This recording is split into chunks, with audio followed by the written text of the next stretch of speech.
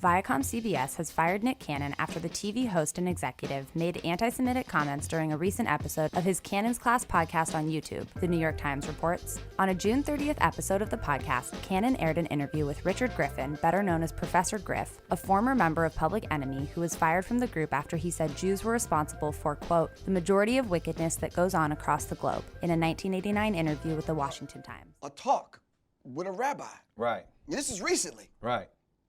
So, and I'm in front of a room full of Jewish people. Right. And I'm asking basic questions, and maybe you can help me out. Right. So let's look up the word anti-Semitic. Right. Who are the Semitic people? Right. So I looked up who is the Semitic people, and there's a list of Semitic people, and anyone can do this right now. You can look up who are the Semitic people, what are the Semitic languages. Right. Has absolutely nothing to do with any white people. Right. Not at all. So in order for me to be anti-Semitic, I'd have to be anti-black man, anti-black woman, anti-black people, anti-Africa, anti-all of the people. Because the Semitic people are black people. Are black people. So y'all get that clarity. We're going to say that again. Now, the Semitic people are black people. So I cannot be anti-Semitic. Now, what do they really use the phrase anti-Semitic to do? That's the thing. To divide us. Right. So they put this title on you, anti-Semitic, and then they neutralize you. I just ran down the history given to me by my elders. And anybody could read this for themselves. Me and Chuck, we did all the interviews. Right. We sat down, we went to D.C., we were doing the interview that day, and it wasn't even my interview. Right. Chuck's interview, he didn't want to do it. Right. So I sat down with him. Now, mind you, I'm the Minister of Information. Right. I got 2 suitcases now.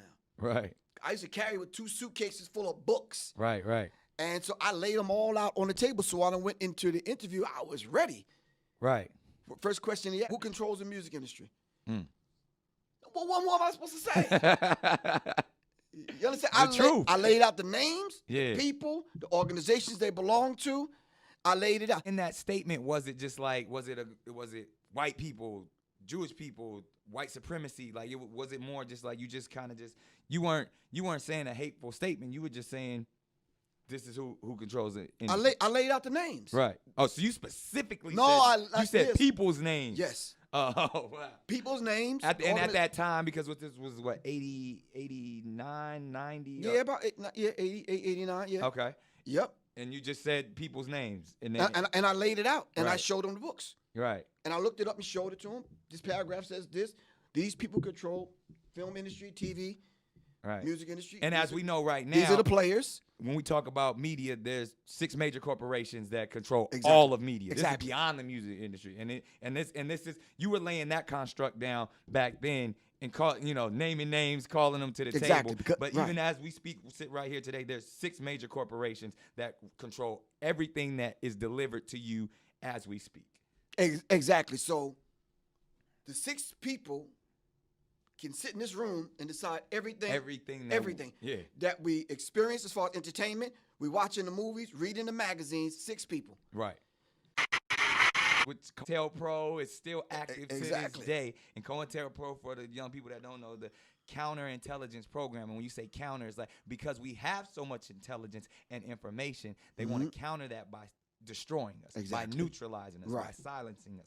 So why, and this is just a question that I have, and even coming from that aspect of if the true children of Israel, if we're speaking of the Jewish community, if we're speaking of the Abrahamic faiths that Islam comes from, that Judaism comes from, that Christianity comes from, all comes from Abraham, and we are all speaking of brotherhood and unity, why is this division? Why is it such a problem? Why is there so much fear, specifically in the black community, in the Jewish community?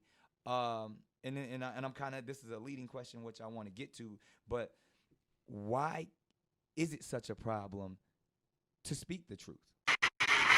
I think it's a problem it became a problem for us because of the propaganda machine.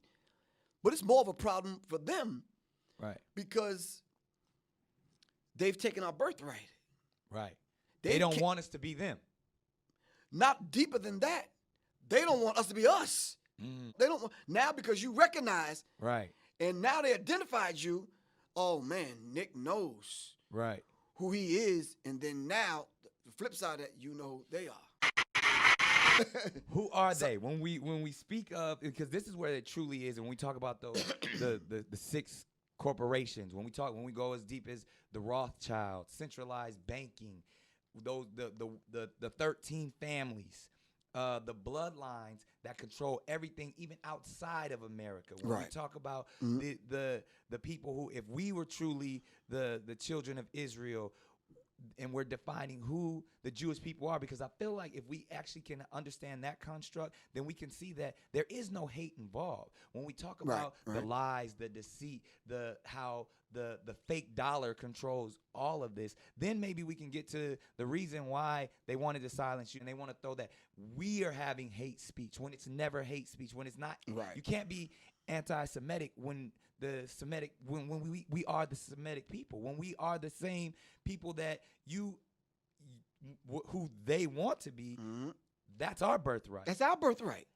When Griffin stood by his comments on Cannon's class, Cannon replied, quote, "You're speaking facts. There's no reason to be scared of anything when you're speaking the truth." On Monday, July 13th, Cannon addressed his comments in a post on social media stating, quote, "Anyone who knows me knows that I have no hate in my heart nor malice intentions, and I hold myself accountable for this moment and take full responsibility." The next day, Viacom-CBS ended its relationship with Cannon, issuing a statement that read in part, quote, "While we support ongoing education and dialogue in the fight against bigotry, we are deeply troubled that Nick has failed to acknowledge or apologize for perpetuating anti-Semitism, and we are terminating our relationship with him."